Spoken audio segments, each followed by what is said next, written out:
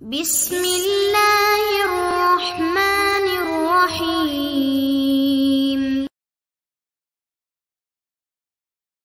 الحمدللہ رب العالمین الرحمن الرحیم مالک یوم الدین واشہد ان لا الہ الا اللہ وحدہ لا شریک لہ واشہد ان محمدا عبدہ ورسولہ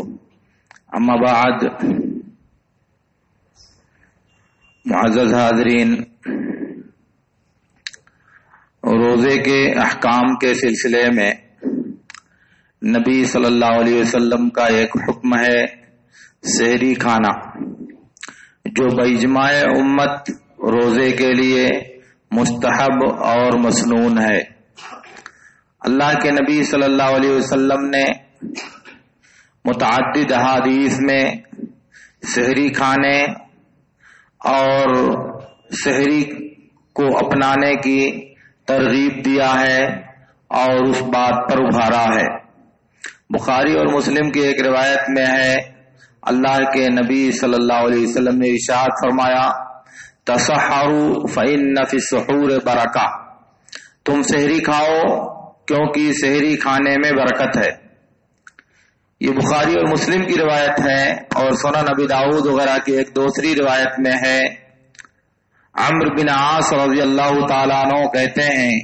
کہ اللہ کے رسول صلی اللہ علیہ وسلم نے ارشاد فرمایا، فصل ما بین صیامنا و صیام اہل الکتاب اکلۃ السحر، ہمارے اور اہل کتاب کے روزوں کے درمیان فرق کرنے والی جو چیز ہے وہ سحری کھانا ہے۔ یعنی ہم روزہ رکھنے کے لیے سحری کھاتے ہیں، جبکہ اہل کتاب روزہ رکھنے کے لیے سحری نہیں کھاتے۔ اس لیے ان کی مخالفت چونکہ ہماری شریعت میں ہر وقت مطلوب ہے، اس لیے بھی سحری کھانے کا اہتمام کرنا چاہیے۔ اللہ کے نبی صلی اللہ علیہ وسلم کی یہ فرامین، تسحروا امر کا صیغہ، اہل کتاب کی مخالفت کا حکم، یہ سب اس بات پر دلالت کرتے ہیں کہ سحری کھانا واجب اور فرض ہونا چاہیے، مگر چونکہ اس بات پر امت کا اجماع ہے کہ سحری کھانا سنت ہے، اس لیے ہاں امر سے مراد استحباب ہے، وجوب نہیں ہے۔ اور اسی طرح اللہ کے نبی صلی اللہ علیہ وسلم نے ایک دوسری حدیث میں بیان فرمایا، جسے ابن حبان وغیرہ نے بسند صحیح روایت کیا ہے، ان اللہ و ملائکتہ یصلون علی المتسحرین، اللہ اور اس کے فرشتے دونوں رحمت بھیجتے ہیں کس پر؟ سحری کھانے والوں پر۔ تو اللہ رب العالمین رحمت نازل کرتا ہے اور فرشتے رحمت و مغفرت کی دعا کرتے ہیں ایسے انسان کے لیے جو سحری کھانے کا اہتمام کرتا ہے۔ اسی طرح سے ایک دوسری روایت میں ہے، جسے ابو داؤد نے روایت کیا ہے، کہ اللہ کے نبی صلی اللہ علیہ وسلم نے سحری کو ایک مبارک کھانا قرار دیا ہے۔ عرباض بن ساریہ رضی اللہ تعالیٰ عنہ کہتے ہیں کہ میں اللہ کے رسول صلی اللہ علیہ وسلم کے پاس آیا تو آپ رمضان میں سحری کھا رہے تھے، تو آپ نے فرمایا، ہلم الی الغداء المبارک، مبارک کھانے کی طرف آؤ، مبارک کھانے کی طرف لپکو۔ یہ نبی صلی اللہ علیہ وسلم نے سحری کے کھانے کو مبارک کھانا قرار دیا ہے۔ اسی طرح سے ایک دوسری روایت میں ہے، ایک صحابی کہتے ہیں کہ اللہ کے نبی صلی اللہ علیہ وسلم سحری کھا رہے تھے تو میں آپ کے پاس آیا، تو اللہ کے نبی صلی اللہ علیہ وسلم نے فرمایا، انہا برکۃ آتاکم اللہ ایہا فلا تدعوہ، سحری کھانا یہ برکت ہے جو اللہ تعالیٰ نے تمہیں دیا ہے، اس لیے تم سحری کھانا ترک مت کرو، سحری کھانا مت چھوڑو۔ اور اسی لیے ایک دوسری روایت ہے جسے طبرانی اور ابن حبان وغیرہ نے بسند صحیح روایت کیا ہے، نبی صلی اللہ علیہ وسلم نے فرمایا، البرکت فی الجماعت والثرید والسحور، برکت تین چیزوں میں رکھی اللہ تعالیٰ نے، ایک تو جماعت کے اندر،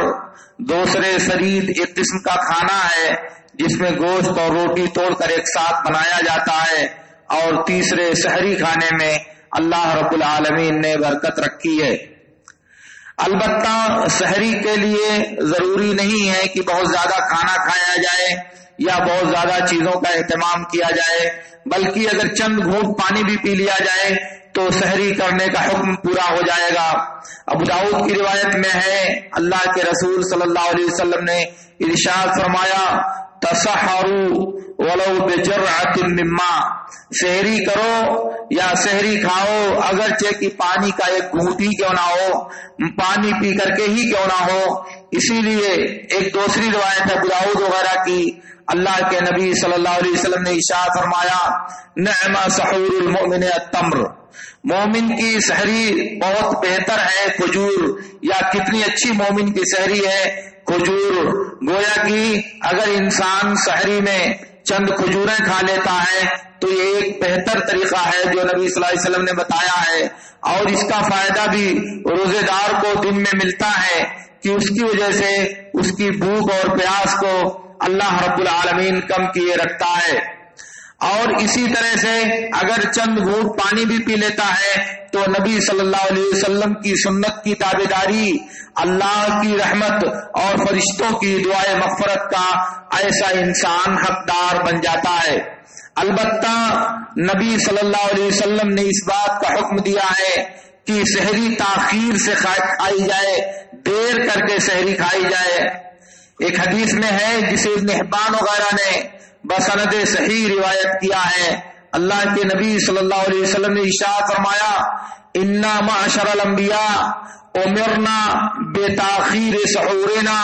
وباسراع افطارنا وان نضع ایماننا علی شمائلنا فی الصلاۃ،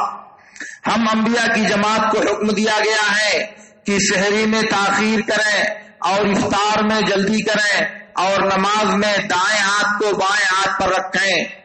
اس میں نبی صلی اللہ علیہ وسلم نے کہا کہ ہم انبیاء کی جماعت کو سحری میں تاخیر کرنے کا حکم دیا گیا ہے، اس لیے جہاں تک ممکن ہو سحری کو بالکل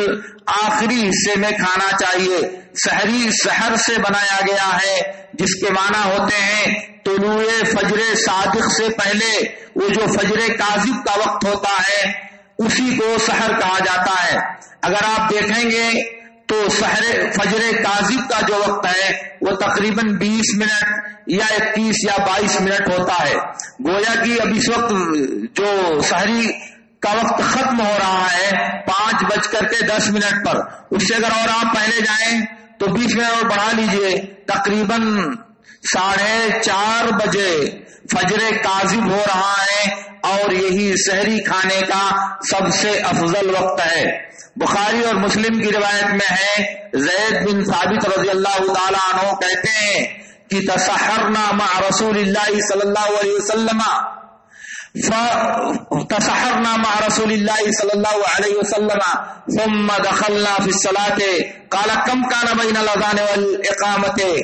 قال قدر 50 آیة۔ زید بن ثابت رضی اللہ تعالیٰ عنہ کہتے ہیں کہ ہم لوگ نبی صلی اللہ علیہ وسلم کے ساتھ سحری کھائے اور پھر اس کے بعد نماز میں داخل ہوئے۔ راوی نے پوچھا کہ سحری کھانے اور نماز میں داخل ہونے کے درمیان کتنا فاصلہ تھا؟ کہا کہ 50 آیت پڑھنے کے بقدر،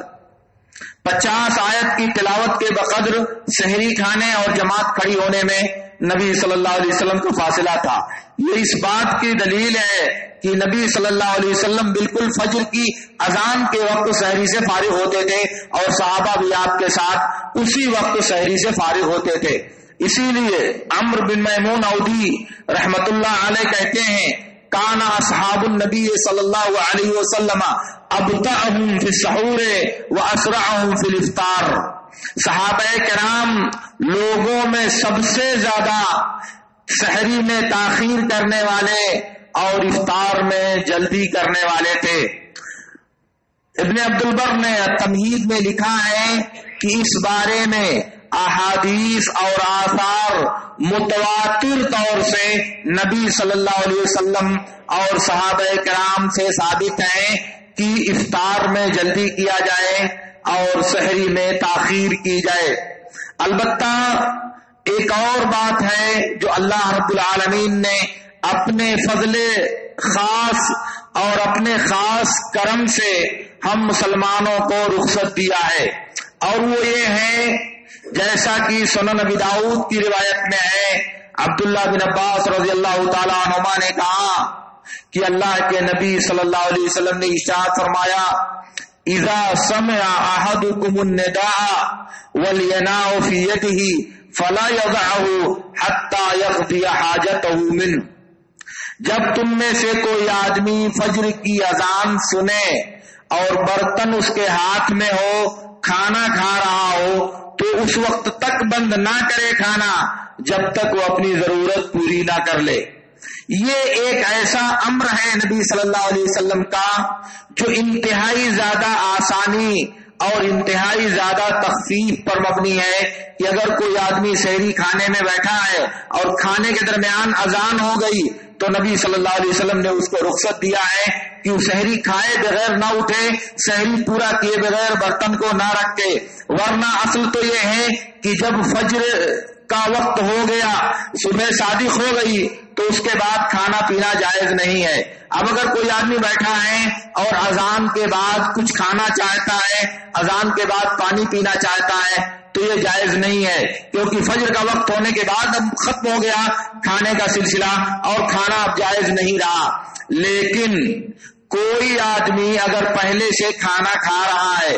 کھانے میں مشغول ہے، تو شریعت نے اس کو رخصت دیا ہے کہ وہ فجر کے بعد بھی یعنی اذان ہونے کے بعد بھی اپنا کھانا اور اپنی سحری پوری کر سکتا ہے۔ یہ نبی صلی اللہ علیہ وسلم کی طرف سے رخصت ہے۔ اور سن لیں کہ یہ بات عقل اور قیاس سب کے خلاف ہے، عقل کبھی اس کی تائید نہیں کرتی۔ کیوں؟ اس لیے کہ روزہ شروع ہو رہا ہے فجر صادق سے، تو جب فجر صادق ہو گئی تو اس وقت کھانا پینا بند ہو گیا، اب عقل کے اعتبار سے ادھر کھانا جائز نہیں ہونا چاہیے، کیونکہ اگر ادھر کھاتے ہیں تو اس کا مطلب ہے دن کے حصے میں ہم کھا رہے ہیں، اور ظاہر ہے کہ کھانا پینا روزہ کے یا روزے کے دن کے مخلاف اور اس کے معارض امر ہے۔ لیکن چونکہ یہ نبی صلی اللہ علیہ وسلم نے اپنے فرمان کے ذریعہ خصوصی رخصت دیا ہے، اس لیے اس میں عقل کا گھوڑا دوڑانے کی ضرورت نہیں ہے، اور یہ اللہ رب العالمین کی طرف سے روزے داروں کے لیے ایک تحفہ ہے جو اللہ رب العالمین نے ان لوگوں کو عطا کیا ہے جو تاخیر سے سحری کھاتے ہیں، حتیٰ کہ ان کے کھاتے کھاتے اذان ہو جاتی ہے، پھر بھی ان کو نبی صلی اللہ علیہ وسلم نے کہا کہ تم اپنی سحری پوری کر لو اور جلدی میں مت پڑو۔ یہ اس بات کی دلیل ہے کہ ہم مومنوں کو سحری میں لازمی طور سے تاخیر کرنی چاہیے، دیر سے ہی سحری کھانے کی کوشش کرنی چاہیے، اور انہی جیسے لوگوں کے لیے جو سحری میں تاخیر کرتے ہیں نبی صلی اللہ علیہ وسلم کی یہ رخصت ہے کہ وہ اذان کے وقت اور اس کے بعد بھی اگر ان کی سحری ختم نہیں ہوتی تو کھا سکتے ہیں۔ لیکن جس نے پہلے کھا لیا، کھانے کے بعد بیٹھا ہوا ہے، انتظار کر رہا ہے اذان ہو جو پانی پی لے، تو وہ جائز نہیں ہے۔ کیوں؟ اس لیے کہ ان کے لیے وقت ختم ہو چکا ہے، اب ان کے لیے کوئی گنجائش اور کوئی رخصت نہیں ہے۔ لیکن جو مسلسل کھا رہا ہے، کنٹینیو کھاتا ہوا آ رہا اور بیچ میں اذان ہو گئی، تو اس کے لیے شریعت نے رخصت دیا ہے۔ اس لیے اس بات کو اچھی طرح سے سمجھ لیجئے۔ تو یہ چند باتیں ہیں جو سحری کے تعلق سے اللہ کے رسول صلی اللہ علیہ وسلم نے بیان فرمائی ہیں، ان کو سنیں، ان کو سمجھیں اور ان پر عمل کرنے کی کوشش کریں۔ اللہ رب العالمین سے میری دعا ہے کہ اللہ رب العالمین ہمیں ان باتوں کو سمجھنے اور ان پر عمل کرنے کی توفیق عطا فرمائے۔ وآخر دعوانا ان الحمد للہ رب العالمین۔ اقول لکم ما تسمعون واستغفر اللہ لی ولکم۔